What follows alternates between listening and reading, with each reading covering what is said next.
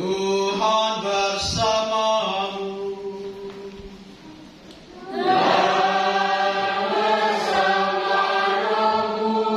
Inilah Injil suci menurut Markus. Dimuliakanlah Tuhan.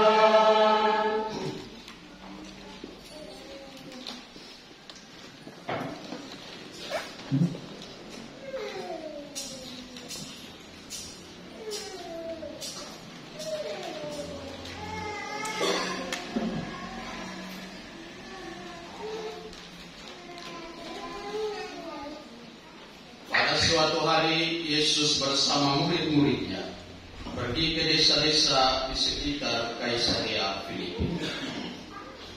Di tengah jalan Yesus bertanya kepada murid-muridnya, "Kata orang, siapakah aku ini?" Para murid menjawab, "Ada yang mengatakan Yohanes Pembaptis, ada juga yang mengatakan Elia, ada pula yang mengatakan seorang dari para nabi." Yesus bertanya lagi kepada mereka, "Tetapi menurut kamu, siapakah aku ini?" Petrus menjawab, "Engkau adalah Mesias." Lalu Yesus melarang mereka dengan keras supaya jangan memberitahukan kepada siapapun tentang Dia. Kemudian mulailah Yesus mengajarkan kepada mereka bahwa Putra Manusia harus menanggung banyak penderitaan. Ia akan ditolak oleh tua-tua, oleh imam-imam kepala dan ahli-ahli Taurat, lalu dibunuh dan bangkit sesudah 3 hari. Hal ini dikatakannya dengan terus terang.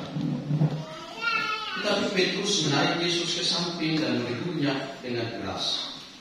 Lalu berpalinglah Yesus dan sambil memandang murid-muridnya, ia menegur Petrus dengan keras, "Enyahlah iblis! Sebab engkau bukan memikirkan apa yang dipikirkan Allah, melainkan apa yang dipikirkan manusia." Lalu Yesus memanggil orang banyak dan murid-muridnya dan berkata kepada mereka, "Jika seseorang mau mengikuti aku, ia harus menyangkal dirinya, memangku salibnya, dan mengikuti aku. Karena siapa saja yang mau menyelamatkan nyawanya, ia akan kehilangan nyawanya. Tetapi siapa saja yang kehilangan nyawanya karena aku dan karena Injil, ia akan menyelamatkannya." Demikianlah sabda Tuhan.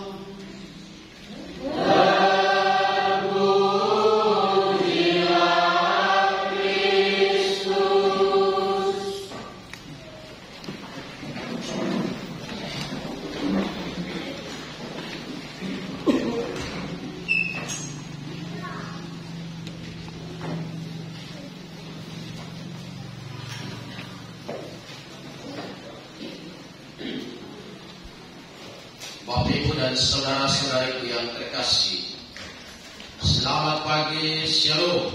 Shalom. Sampai. Anak-anak saja. Sampai. Anak-anak saja. Banyak yang suka ya. Anak-anak sekali sampai. Kurang kuat. Sampai.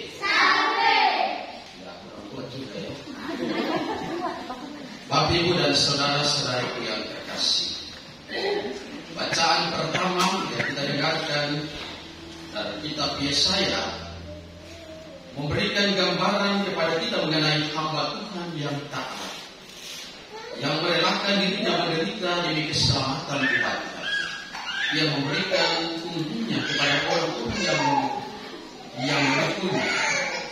Kekuatannya ada pada Allah, dan Allah sajalah yang menjadi kuat daya.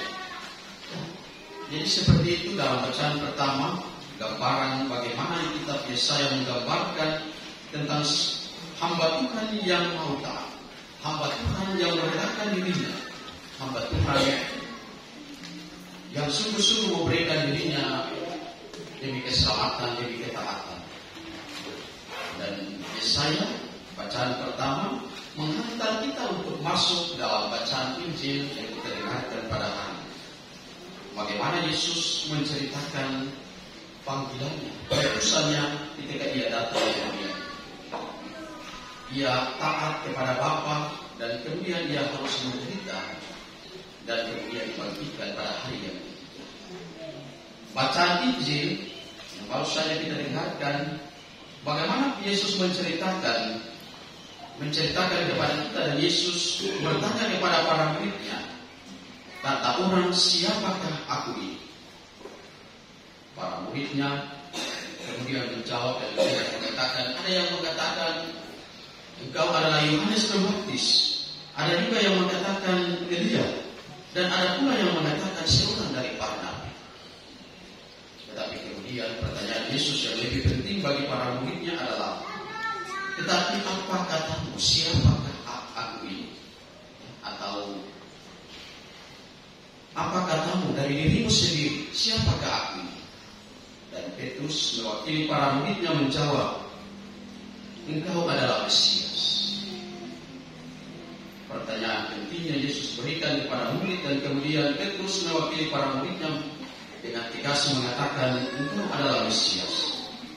Yesus kemudian menjelaskan kepada para muridnya bahwa ia akan menderita di kayu salib, ia akan ditolak dan kemudian menderita dan kemudian mati dan kemudian bangkit. Petrus kemudian menarik Yesus ke samping dan kemudian menimbun Yesus. Karena saudara-saudariku yang terkasih, bagi Petrus, Yesus adalah Mesias, pemimpin yang secara politis bisa mengangkat derajat mereka. Yesus bisa memberikan mereka kedudukan dalam kepemimpinan sebagai seorang raja. Dan saudara-saudariku yang terkasih, hal itulah yang kemudian Yesus dengan tegas menegur Petrus, enyahlah iblis.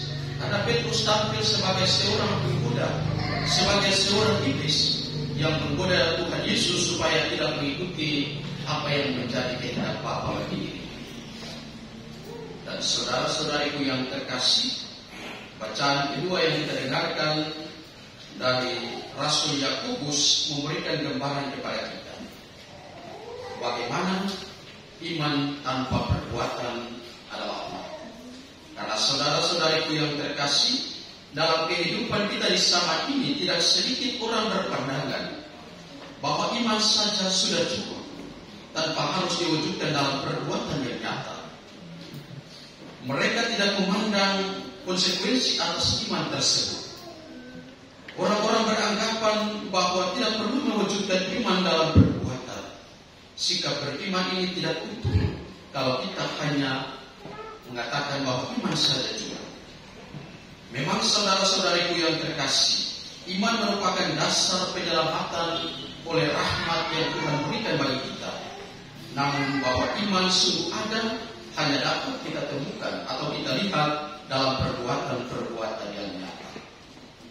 Karena itu saudara-saudariku yang terkasih, kita tidak bisa mengatakan bahwa saya beriman, tetapi kemudian dalam kehidupan kita setiap hari, perbuatan-perbuatan kita tidak mencerminkan orang-orang yang beriman.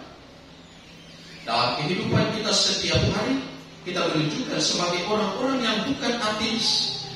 Ya, orang ateis artinya orang yang tidak percaya Tuhan, maka dia hidup menurut kehendaknya sendiri.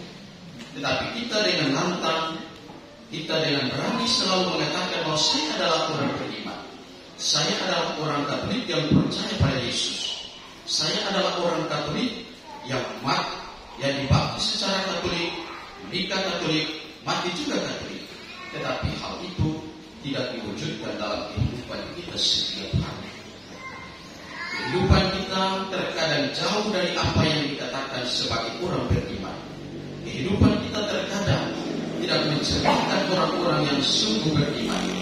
Maka saudara-saudariku yang terkasih, Tuhan mengatakan kepada kita bahwa setiap orang yang mau mengikuti aku, dia harus menyangkal dirinya, memikul salibnya dan mengikuti aku. Karena itu saudara-saudariku yang terkasih, sebagai orang-orang beriman, kita harus mengikuti Tuhan. Mengikuti Tuhan untuk memanggul salib, menyangkal diri kita, dan kemudian berkorban demi keselamatan kita. Semoga saudara-saudariku yang terkasih, iman yang selalu kita ungkapkan dalam syahadat para rasul, sungguh-sungguh kita wujudkan dalam kehidupan kita setiap hari. Beberapa hari lalu ada umat kita juga dari